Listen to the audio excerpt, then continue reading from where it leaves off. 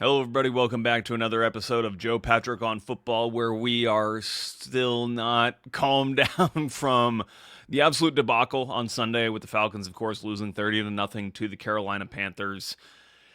Did talk to Raheem Morris on Monday, so we have some little bit more context and just reaction from him as to what he saw. We also had news come out from that press conference as well as afterwards, which we will get into, and then we're going to talk a little bit more about the play calling, the offensive scheme that this team is running.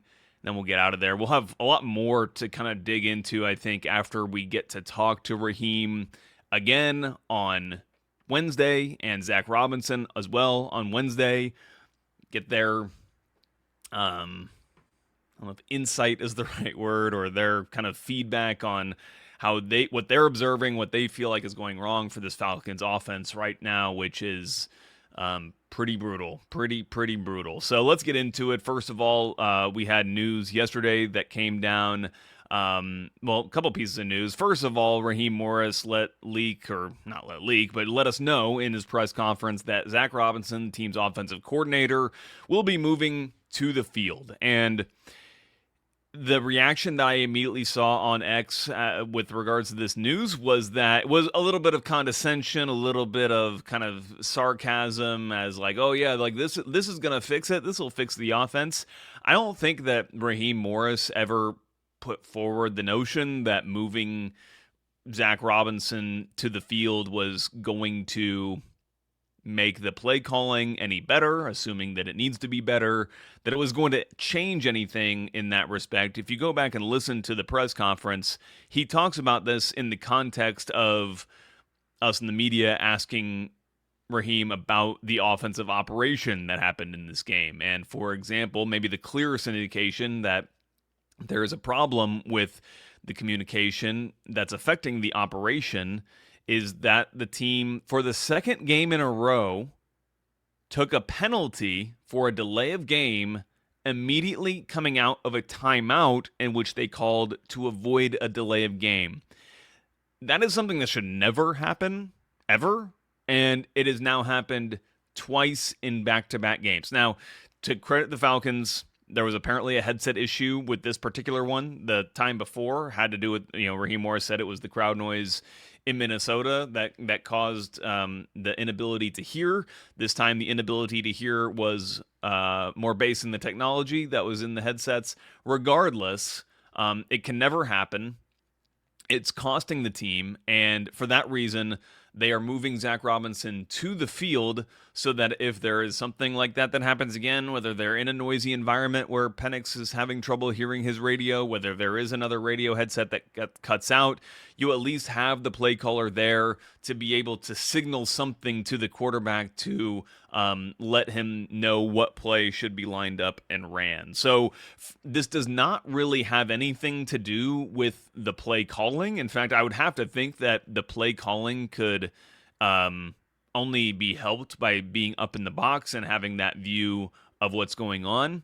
This is mostly, if not solely, having to do with improving the communication that's happening between the offensive coordinator and the quarterback in making sure that the breakdowns that have happened in these past two games never happen again. Now, it's not to say that there isn't also a problem with the scheme and that Zac Robinson doesn't also have to improve some of the play calling. Raheem Morris said in his press conference yesterday that Michael Penix, first of all, did not play well. He did not play well enough to win. But also that he was not really helped by his teammates that surrounded him and the coaches, frankly. And we have some evidence of that with regards to some stats, and then also some actions the team has taken since that press conference. First of all, let's get into the stats. And this is I tweeted this out, or I put this on X today, being Tuesday. And these come from the Pro Football Focus podcast, which I listened to and heard these, and I had to just put them out there for everybody else to see. Some really shocking stuff. Maybe some of it more noticeable than others. Maybe the most noticeable is that this Falcons football team, through 3 weeks, through 3 full games of offense, have only attempted one pass from under center. And yes, of course, this is a pistol offense. We've been through that. But to only have one pass attempt from under center is pretty shocking. The team has only gotten under center 13 times so far this season through 3 games. Now, it's one thing to be a pistol offense. This team was a pistol offense last year, even with Kirk Cousins. But they had some egregious splits in that first game against the Steelers, where I believe they passed the ball 100% of the time when they were in shotgun. They ran the ball a startlingly amount. I don't think it was 100%, but it was like somewhere close to it when they were out of pistol. They were completely predictable in that game. And then what did we see in that Monday Night Football game the next week against the Eagles? They get under center. They have some under center run game, some under center pass game. Not a ton, but enough to start mixing some things up. And I think it's time for them to have a rethink about exactly how much they're in pistol and how much they're kind of giving the game away with some of the alignments that they're in. 93% pass rate out of the shotgun formation. Let me repeat. When they're in shotgun, that means the running back to the side and not behind the quarterback, 93% passing. That is, I'm not even going to finish that sentence because it's so obvious what I was going to say. When they are in pistol, they're over 70% running the ball. That is, I mean, even that is way too predictable. You've got to be way closer to 50-50 out of these formations. Like, it's just entirely too predictable. NFL defensive coordinators are going to make your life and make Michael Penix's life so much more difficult when you're this predictable. They're going to be able to get themselves set up in positions to win, and that means the Falcons are in positions to lose when you are this predictable. 93% pass rate out of shotgun, over 70% run rate out of pistol formation. So that's just some very basic stuff. The team also has the 4th lowest play action pass rate in the NFL, which is not good. I can't remember if I've noted it on the podcast, if we talked about it in my reaction, because I had so many things running through my head, but I've definitely talked about it to some other people. The play action passing that this team is running does not even seem effective. You would think with at least the 4th lowest play action pass rate that the times you do run it would be quite effective in moving the team out of position, especially given some of these previous stats that we've thrown out about the run rate out of these different formations. But it's still just out of the pistol. I think that action is just not making teams really bite all that much. And granted, I don't have the full look, especially this game that was in Carolina, I was not there for. So it's harder to actually get the top-down view of what it looks like. And I have not gone back and looked at the tape yet because, come on, guys, like please. But 4th lowest play action pass rate in the NFL, and the play action pass doesn't, in my subjective opinion, does not seem to be working all that well. And they just have the lowest deep pass rate in the NFL at 4%. With Michael Penix, you are throwing the ball deep the least amount. And I put out there on Twitter last week that, the team that Michael Penix had was the only quarterback in the NFL through 2 games to not have a turnover-worthy play, which, of course, the second you put that out there, he throws a pick 6. But I also noted in a reply right below that to myself, just to kind of, join it to that stat, which was that he has yet to complete a ball of a target intended 15 yards or more down the field so far this year. So it just, that's not effective. That's not the way to play with Michael Penix. And Raheem Morris said in his press conference yesterday that there were shots to be taken that he was not pulling the trigger on, and the team has to, talk with him and better understand why there is hesitation there.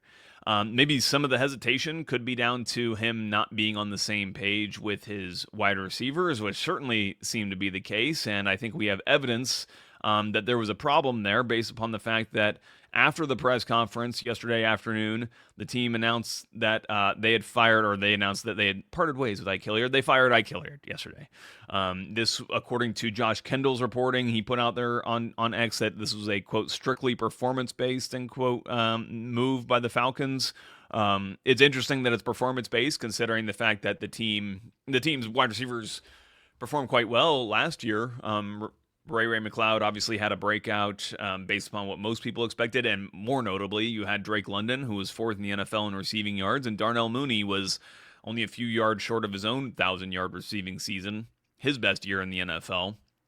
So it's curious as to why the wide receivers are performing so poorly so far this season. I asked Raheem Morris about the fact that the pass catchers, being the receivers and tight ends, had yet to have a receiving touchdown this year, and whether there was frustration there. And he kind of, didn't say it was a frustration, but clearly it's not good enough. And Ike Hilliard, probably more of a fall guy in this situation. It's hard to know exactly what's going on behind closed doors, but it's never a good sign when after 3 weeks into a season, you're already, firing a coach and rearranging some of the coaching staff. TJ Yates will be the team's new wide receiver coach. He held that role through the last 2 years of Arthur Smith's tenure as head coach in 2022 and 2023. So he's familiar with some of those guys who are still in that room, like Drake London, for example, maybe most notably, who has not gotten off to a good start to the season, just as all the receivers on this team so far. And Yates was a former pass game coordinator. I know that he had been moved to or he had worked with quarterbacks. There was some confusion as to whether he was a quarterback's coach or not. He was the pass game coordinator, so he will now be the wide receivers coach. Worth also noting that Raheem Morris has coached receivers. He did that here in Atlanta his last year, or not his last year, but the year the team went to the Super Bowl. He kind of famously went from defensive backs coach to wide receivers coach, and I'm going to ask him on Wednesday if he will be spending any more time in that room or spending more time specifically with the receivers to try to help sort that out, because he clearly has a good understanding of what they should be doing, and generally speaking about how hands-on he will be with this offense, especially considering the issues that Zac Robinson is having with regards to these splits that we talked about earlier in the episode. So just a real mess happening on the offensive side of the football for the Falcons. It's not good. Doesn't make any of us feel good. Certainly not putting up the results that they hope for this season. And now you have a quarterback that I think that if you're a Falcons fan, you got to be a little bit concerned that you have a quarterback that could potentially be losing some confidence, be getting a little bit rattled. And it's concerning that he seems to be going backwards. He, being Michael Penix, and the passing game in general, seem to be going backwards in its effectiveness versus where they were in the 3 games in which he played last year. And there have to be better answers for Michael Penix when they're facing defenses like Carolina was, where I believe it was like over 80% of their defensive snaps, Carolina, they were dropping at least 7 into coverage. So they were rushing 4 or less rushers almost every single play on the vast majority of plays. They were not worried about blitzing. And not only were they just dropping players, but the coverage contour, like the shell of or umbrella, you could call it, is kind of the shape they were in with their corners and safeties playing so far off. And there was not really a solution for Michael Penix to be able to combat that and take advantage of the fact that they were doing that. Of course, that makes it harder to throw downfield, but, Raheem Morris said there were some opportunities that weren't taken in that respect, but you also obviously have to just be able to punish teams when they do play that far off in the quick game, in, the screen game, and it just has not been working out for the Falcons. And Michael Penix also has to get more comfortable throwing the ball in the middle of the field. And, I saw it happen in training camp. Like, I saw many, many times he hit Drake London on a dig route, over the middle. And that has not happened so far this season. And that's got to happen if this team wants to be an effective pass game. You just have to be able to, be effective and hit those passes inside the numbers. One last bit of news, and we're going to get out of here. There's not a lot I want to kind of continue to talk about that we haven't already discussed so far on either this show or the previous episode, which have been real downers. But on another down note, obviously we mentioned John Parker Romo went 0 for 2 in the team's loss on Sunday after a perfect outing in his debut for the Falcons.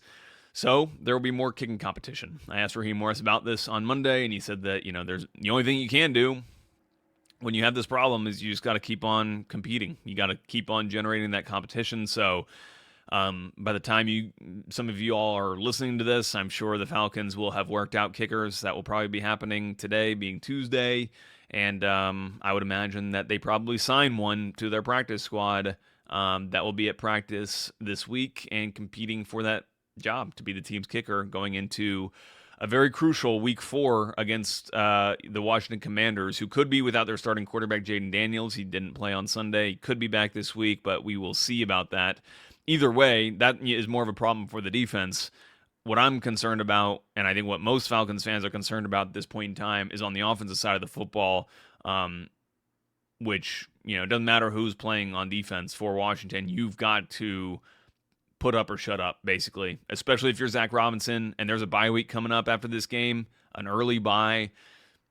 Team's got to get it sorted out, and this is the opportunity. If they have another game where they don't score an offensive touchdown, or they're just even, who knows exactly what it would take.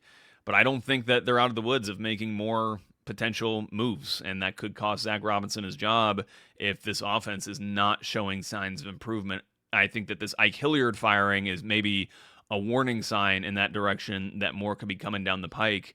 And, if you're Raheem Morris, the one who's charged with making these tough calls, you got to be thinking about your own, job. And his job is probably on the line. Surely has got to be on the line at this point in time if this team doesn't make the playoffs with, the amount that they've invested in the quarterback position. This is the time you got to prove yourself, and you got to think he's going to be willing to make drastic moves in order to try to help this offense get straightened out, because they'll never be a successful team unless they do that. So thank you guys for listening to the show today. You can follow me at JAPatrick200 on X and Instagram. Follow the podcast on 92.9 The Game's YouTube channel. If you're watching this on YouTube, give us a like and subscribe. Like and subscribe. I think that's what they say. And if you are listening or if you're watching this on YouTube and you want to listen to us on podcast form, just search Joe Patrick on football wherever you get your podcast, whether that's the Odyssey app or wherever, and we should pop up there for you. So thank you guys so much for listening. We'll be back again after Wednesday, where we'll have probably some juicy stuff to get into based upon what Raheem Morris say about the Ike Hilliard firing and what Zac Robinson says about the state of this team's offense right now.